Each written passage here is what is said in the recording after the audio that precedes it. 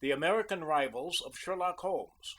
Found Guilty by Josiah Flynt Willard and Alfred Hodder. Among the graver misfortunes in the underworld is that of being in the right in a contest with the powers that rule. When a man adds to this misfortune the sheer folly of pressing his rights offensively, the gods have abandoned him. The gods had abandoned Howard Slifer even in the hour of his triumph. From the first his humiliation was a certainty. The precise time and manner of it only were left to doubt. Howard Slifer was a gentleman of the underworld who allowed it to be generally known that anyone who asked him for a fight would get it. A sensitive recognition of the claims of other people and an austere respect for them does not belong to the point of honor in the underworld. The point of honor in the underworld is for the most part concerned with a man's sensitive recognition of his own claims and his determination to have other people austerely respect them. And Howard Slifer was punctiliously honorable. He was possessed of considerable sums of ready money, kept with some trifling exceptions in strong boxes, the formula for opening which invariably included a drill and a bit of dynamite. The trifling exceptions were small matters of loose coin and broken rolls of banknotes which people of fortune, who had had no previous acquaintance with Mr. Slifer, stood and delivered to him at sight and on demand, and by a solecism in their business habits asked no quittance or receipt. His physique was a patent of nobility in which all who stood might read a power to levy taxes and to assume possession of his personal estate wherever he might find it.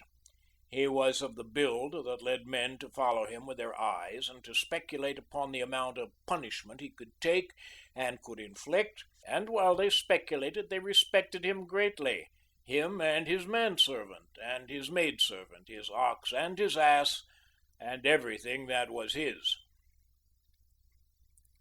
Captain Brigstock of the precinct was not a man, he was a deputy divinity, and respected nothing except the arch-deputies, his official superiors.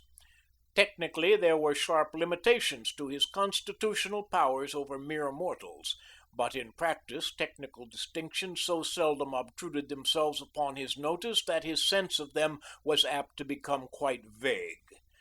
What the precise occasion was of his entering Mr. Slifer's domicile, nobody in the outer world ever plucked up courage to ask him. When Slifer was asked, he said that the captain had dropped in unofficially on private business, and added no comment beyond a malign grin. There was an impression in the outer world that the captain had made his visit expressly at a time when he knew Mr. Slifer was not at home, and that Mr. Slifer had returned unexpectedly. What was certain is that the captain made his exit from the Slifer domicile in unconventional haste, and that no mention of the incident was ever made in the public prints. He had reached the street from a second-story window, through which he had backed with such violence as to bring away the sash. This was the hour of the haughty Slifer's triumph, and the hour when the gods abandoned him. 3 weeks afterward there occurred a manifestation of esprit de corps among the powers that rule, which it was not pleasant to contemplate.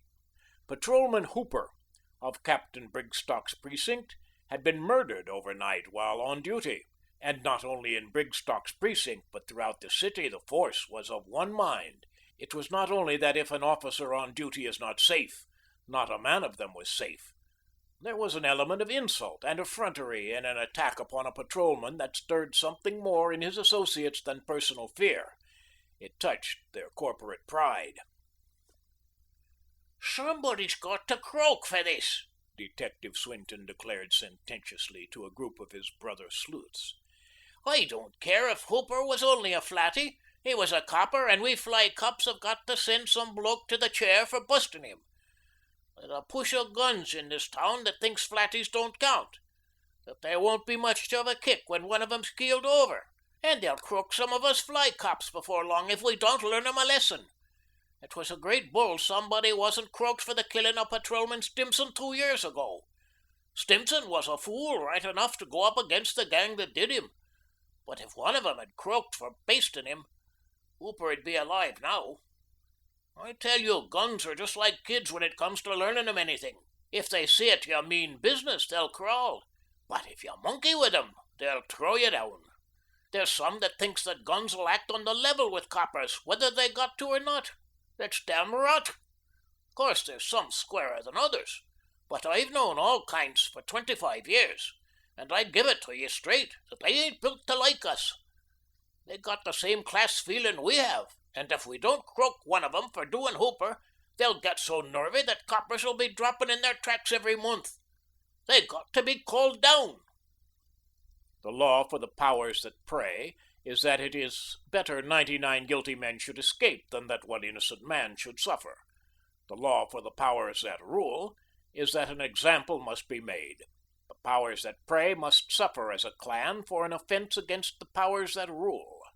The clan must give up its offending member or must stand in terror and uncertainty of where precisely the hand of the force will strike.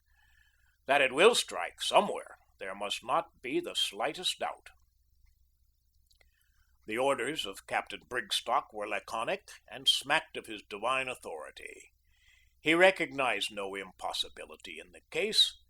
He spoke with the accent of omnipotence. He said simply, "Find him. I don't want to hear a word about difficulties. Damn the difficulties. I want him found." There were for the moment but the slightest indications to go upon. Hooper must have been struck from behind, must have turned upon his assailant, and in the scuffle lost his helmet. At least he had been stabbed twice in the back and had received a heavy downward blow in the temple, from which his helmet would have saved him. The mainspring of his watch had been broken and the hands marked 5 minutes past 4, thus determining almost with exactness the moment when he was assaulted. His assailant had been hurt and could be traced by blood stains to a sheltered doorway half a block distant, where he had seemingly bound up his wounds and changed his clothes. 100 other details were reported, but for 3 days these remained, in spite of the command of deputed omnipotence, the only ones that were significant. Then came a statement that a short time before his death, Patrolman Hooper had a difficulty with Howard Slipher, and that high words had been exchanged. It is said that Slipher attempted to break away when he found himself safe within the walls of the station house in the precinct. He was, at all events, soundly clubbed before he was locked in his cell. The blows given were accurately measured according to his power for taking punishment. It may be doubted whether Captain Brigstock had been more thoroughly bruised when he measured his length in the street. It is perhaps a chance coincidence that the captain was present while Slipher was being taught the power of the law. The evidence against the prisoner was worked up with systematic vigor.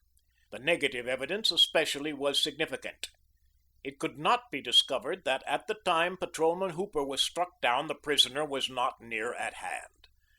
Patrolman Gundy, in a misguided moment, opined that almost at the precise time of the murder, he had seen the prisoner enter a house a dozen blocks distant from the scene of the affair.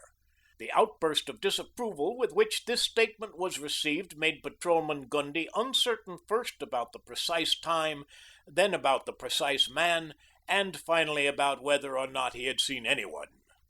Patrolman Kennard opined that 4:45 he had passed a man who might be the prisoner within a block of the scene of the affair. The captain asked him what, in the name of things unprintable, his glims were for, and told him point blank that anyone not an ass could say whether a man that he had passed was the prisoner or not, and Patrolman Kennard became certain that he was not an ass, and certain that he had passed the prisoner, and not at all certain that the hour was 4:45 or 4:45 or 3. A safe had been blown open in the building immediately in front of which Patrolman Hooper's body was found, and the prisoner's method of collecting the living that the world owed him was well known. There were a number of other people who employed the same method, but that is a detail. The abandoned clothes were much too short in the arms and legs for the prisoner, and much too small to have been drawn on over a second suit. But clad in his underclothing only, it was just possible he could squeeze into them, and the less perfectly they fitted him, the better the disguise. And at the time he was stripped and examined in his cell, he had so many recent wounds that the only difficulty was to decide which of them his captors had not given him. The indictment before the grand jury was secured by evidence which, as the newspapers said, was so overwhelmingly convincing that murder in the first degree was the only charge permissible. The district attorney publicly complimented the police on their handling of the case, and declared that never before during his activity as public prosecutor had he known of a murderer who was not actually seen committing the crime being brought to the bar of justice with proof of guilt so thoroughly established and ably presented. In an interview with a representative of the press, he said, "Captain Brigstock's men have not only avenged the murder of their brother officer, they have demonstrated afresh the remarkable ability of the city's police force. It is no light matter to protect a city as large as ours, which in the very nature of things becomes a Mecca and Medina for criminals, and it is gratifying to know that our safety is looked after by so conscientious a band of officers." The patrolman ordered before the grand jury not only distinctly remembered seeing Slipher in the near neighborhood of the scene of the crime soon after it was committed, but they produced the weapon with which Hooper had been struck down, and showed the jury several rolls of bills taken from Slipher's pockets, which there was no doubt were part of the plunder he had secured in the safe robbery. Free to indulge his imagination as to how the struggle between Hooper and Slipher took place, the prosecuting attorney portrayed the villain discovered by the virtuous Hooper in the act of blowing open the safe, or in the act of endeavoring to escape, no matter which. The intellectual and wholly impatient jury, who had business of their own, which they were not attending to, saw in their mind's eye the prosecuting attorney's vivid picture, saw the villain Slipher blow open the safe, saw him make his escape, saw the devoted Hooper attempt to arrest him, saw the struggle, the blows, the gleam of the knife. Finally, they saw in private, with eyes not of the mind, Slipher's mishandled body. To add force to these specific arguments, Slipher's record, both as peterman and convict, was produced, and he was declared to be one of the most desperate offenders in the country. There was nothing for the intellectual and wholly impatient jury to do but indict him, and he was bound over till the next term of court. 2. Francis Peary and James Shell were two travelers of the underworld who had just returned from Europe to secure fresh letters of credit. They had made the fashionable grand tour of the continent, had blown themselves at the Monte Carlo crib, had seen wonderful things in forbidden Paris, and had come back to God's country to attend to business until their bank accounts should permit of another trip abroad. Shell had suggested while they were in Paris that they recoup their fortunes on the spot and avoid the seasickness and miscellaneous locomotion, but Peary's counsel had prevailed and they arrived in God's country about 3 weeks previous to the murder of Patrolman Hooper. "There's dough on this side, all right," Peary admitted, in reply to Shell's suggestion that they establish themselves in the French capital. "But it ain't our kind of dough. I've been rubbering around pretty strong since I've been on this side, and I'm next to how the money market stands over here. You remember that fellow from Vienna to borrow the 100 from in Rome, and how he kept telling me to be sure and return it by the time I said I would? Well, he shows up the whole business. He was a nice enough bloke and had the rocks and all that, but he ain't the kind of bloke that lets you and me live and take trips abroad. When he figures up his accounts at the end of the year, everything must balance. He'll have a whole string of items just called men ain't made of wood. But he knows where them contributions went, see? Well, it's the same all over Europe. They all got to know where and how their dough went, and who got it, and what they got it for.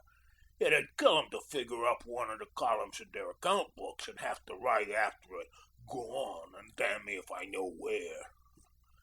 They got dough, but they ain't got no dough to lose without making a hell of a beef about it. See what they did with Bidwell when he made that Bank of England touch in the early '70s. Give him life? Why, them Englishmen thinks money is something sacred, holy, religious like. I gamble $1,000 that old bank could be touched up again for $1 million or $2, but they'd hang the bloke that done it. It's not like that on the other side. Every year there's just so much dough lying around loose to be swiped, and if it ain't swiped, it's put down in the profit column. It's the same kind of dough that's looking for circulation in poker games. It wants to keep moving and changing hands, and guns is there to give it rope. See? It's a kind of providence. And the coppers in there to make the guns trouble, retorted Shell. It's all right about the loose dough, but what about the loose fly cops? I'd rather take my chance with 10 of them rube coppers here in Paris than with one of their fly elbows in New York. Everybody's a copper on this side, urged Peary. You remember that gun in Berlin trying to make a getaway after he picked the Maul's pocket and how the whole street sprinted after him? That's the way they do things on this side. The crowd is in sympathy with the copper and not with the gun. In the States, they give a gun a running chance and let the copper do the chasing. That's the way it ought to be. The morning of the day following the murder of Patrolman Hooper, two men were in earnest conversation in a gaudily furnished room in an uptown hotel. One lay on the bed with a bandage around his head, and from the blood stains on the clothes it was evident that he was nursing a wound. The other sat at the bedside. The two were registered on the hotel's books as coming from Sydney, Australia, and had signed the names Richard Wamperson and Jackson Mather. You put his light out all right, the man at the bedside remarked. They picked him up croaked. Serves the doctor right, mumbled the invalid. Anybody been copped out yet? The pipers say, just listen to my foreign education, that the police have pinched that Michigan bloke, Slifer. We done a bit with him in Cherry Hill 8 years back, remember? The bloke that made old Brigstock take that quick sneak out of his flat one day. They're going to railroad him for fair. The World says the police found a weapon on him, and the Journal claims to had some of the bank's dough in his pockets. Them newspapers is getting real wise. What a lot they do know. Seems like a gun can't do nothing anymore without being pinched for something else. This comment was certainly ungrateful, the invalid not having been pinched of late for anything. More than that, it was unintelligent. The invalid did not understand the arrangement of things that makes imaginative news columns indispensable. I'd sooner be pinched for what I didn't do than what I done.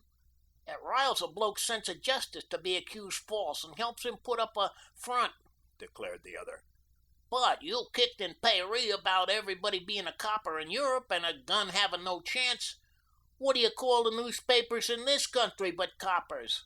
Fly ones, ain't they? They ain't copped out you and me. They're dead as the stiffs in the front office. They say Slifer got away with the full 50,000 because they only found a few rolls on him. They're smart, they are. They think he's made a plant somewheres. Shows you how dead they are. They know about as much who copped that coin as Slifer does. Of course, the police have got to put up a bluff, and they're glad to pinch anybody. But you'd think them papers might take a tumble to themselves once in a while. Good for us that we wasn't mugged that time that old Freckleton got his glimpse on us 3 years ago, ain't it? Longer than that. And besides, old Freck's croaked. He's the only man on the force who knew us. Oh, I ain't leery, I ain't. But it's pie to take your constitutional without everybody rubbering. Say, I guess I take a bit of a leg loosener and see about banking that dough in London. That's where we need it in our business, and the sooner we get it there, the quicker. We want to mooch soon as we can stand for the ante. All right. But don't be long I'm dead to the world up here alone. So long. So long. The night of the beginning of the 8th week after the murder of Patrolman Hooper, Francis Peary and James Shell were sitting at whiskey in a fashionable midnight resort on 6th Avenue. Peary should have been at home and in bed. Almost any layman could have told him that he was gravely ill. He was a dime novel specter, and the flesh had drawn back on his bones till they began to stand out in sharp angles. The inference of an outsider would have been that he was another of the victims which the life in fashionable midnight resorts sometimes demands. But inferences made by outsiders show their wit and not their knowledge. The only person present who really knew what was James Shell, but he would not have admitted this even to Peary. There was a look of disgust in his face while he watched the sick man reach feebly for his glass. It's a wonder you wouldn't take a bracer. You've been belly aching around these joints for the last 2 months, and I'm getting tired of looking at you. I want to mooch to the other side. Anyone'd think that the copper had hit you with a baseball bat the way you play the baby act. He just gave you a love tap with his mace, that's all. A couple of love taps like that'd put out my light then and there, Peary answered wearily. I'm a sick man, Shell. Sick nothing. Why the devil don't you stay at home if you're sick? You've been following me about for the last 8 weeks like a cur pup. I never asked you to. Stay to home and nurse yourself if you're so knocked up. I'm agreeable. I'm getting bully tired of hearing you whine. You don't need to be afraid of me. I ain't going to knock against you. Nobody'll ever find out from me that you and that flatty couldn't hit it off together. I can keep as dead about that as you can. And I ain't going to do you out of the dough either. You'll get all that's coming to you when we get to London. It's banked there, and half of it is yourn. But I give it to you straight. I'm going to give you the chilly mitt if you don't stop dogging me round all these joints. You give me the chilly mitt? Peary sat upright in his chair with an obvious effort. The hand of death was upon the man, really, but he had his grit with him.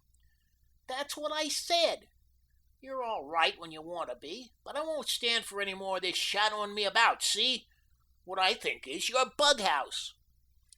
Merely to acknowledge that he was sick was a confession which, in the circumstances, it had cost Peary more than Shell realized to make. To sit at a table with a man whom he had looked upon as his pal and hear that he was bughouse was a challenge which even his weakened state could not keep from accepting. Take it, you duffer! He hissed between his teeth and threw his beer glass with all his might at Shell's head. The fight was over before the attendants could interfere. Shell tried to throw Peary to the floor, and Peary sent a bullet through his heart. His light went out without a flicker. 3. A man lay dying in the hospital ward of prison. Captain Brigstock of precinct sat beside his couch. Get through the croak all right, ain't I? Brace me up a bit, Cap. Thanks. That's what they call it, Perry. Well, Cap, I might as well tell you now as later. You got the wrong bloke in that Hooper business. Slifer didn't do Hooper. Give me some more of that dope there, quick. I'm dying. Lord, it's a dirty job to die. Me, too, I die bad. That's why I'm telling you. The stimulant revived him for a moment. Say, kept me in the cell. You listening? Put it on paper, Blookie. I'm getting kind of weak in my tubes. Got the pencil there. Me and Shell, we croaked. Getting it down? We croaked Hooper. Me in front with a billy when his helmet dropped off, and him behind with a knife. That stuff in the papers was rot. And Shell, I put his light out, damn it. He tried to do me out of the dough. That's why I'm here. See? His mind was wandering. Brigstock's pencil paused, and Brigstock himself took it for a sign of some special care of Providence for him that Peary's confession had been made to no one else. What kind of Providence would naturally choose him out to care for, and whether in highest heaven or deepest the other place, he had not leisure at the moment to inquire. "Where's the dough planted?" he asked. The sick man's eyelids fluttered open, but with no recognition of Captain Brigstock or of his question. There was a great light of anger and pain in the eyes, and the lips drew back from the strong, discolored teeth. You give me the chilly mitt," he almost shouted, half rising in bed. "Take that, you duffer." And he flung himself bodily on Captain Brigstock. It was quite true. Peary died bad. That evening, Brigstock, in his lodgings, meditated afresh on the special care of Providence. At the end of his meditations, which he had assisted by striding up and down the room, he knelt by the open fire and tore out and burned certain leaves from his notebook. The night of New Year's Day, some 10 months after the murder of Patrolman Hooper, Howard Slifer sat in his cell in prison and talked through the bars of the cell door with his death watch. The evidence given at the time of his indictment had been repeated with additions at the time of his trial, and among those additions, the confession of Francis Peary was not found. "You hear what I'm telling you, Jackson," Slifer said that night. "I ain't turning soft and kicking about going to the chair, not me. It's up to me to sit in it, that's straight. And I've done enough to deserve croaking 10 times over. But, Jackson, it ain't up to me to stand for the killing of Hooper. I didn't do it. Of course, the evidence don't look that way, and they think that they've got me dead to rights, but that just shows how bughouse some of the things in this world are. Jackson, if Hooper could get up out of his grave now, he'd say Slifer didn't do it. I don't mind croaking for anything I done, but I hate like hell to croak for something I didn't."